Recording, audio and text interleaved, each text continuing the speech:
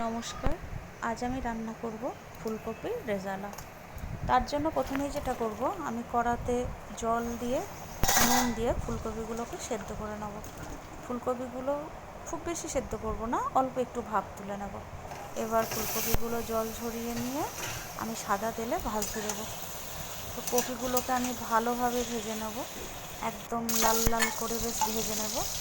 ভেজে আমি কপিগুলোকে তুলে রাখবো। দেখুন কপিগুলো কত সুন্দর ভাজা হয়ে গেছে। এবার ওই তেলেই আমি তেজপাতা, গরম মশলা, জিরে ফোড়ন দেবো। এদিকে আমি একটা মশলা বানাবো। মশলাটার জন্য আমি নেব পোস্ত, কাজু বাদাম, কিশমিশ, কাঁচা লঙ্কা, আদা, কিছুটা গোলাপের পাপড়ি, আর আমি দেব চারমগজ।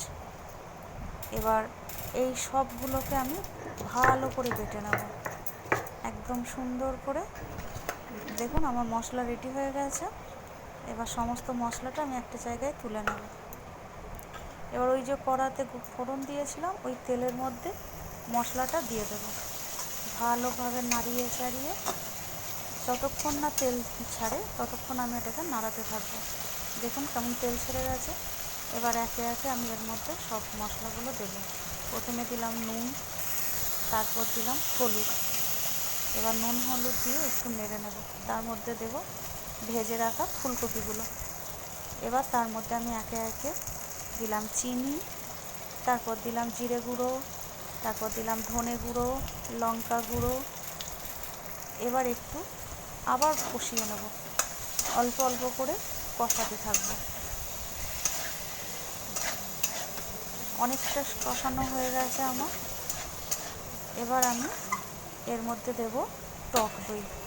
তার জন্য আমি টক দইটাকে বেশ করে ফেটিয়ে নিয়েছি।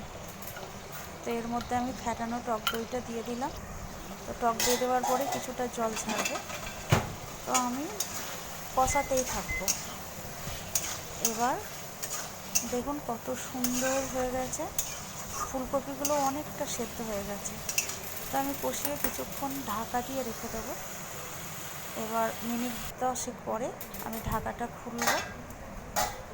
দেখুন আমার মোটামুটি হয়ে গেছে ফুলকপির রোস্টটা, মোটামুটি রেডি।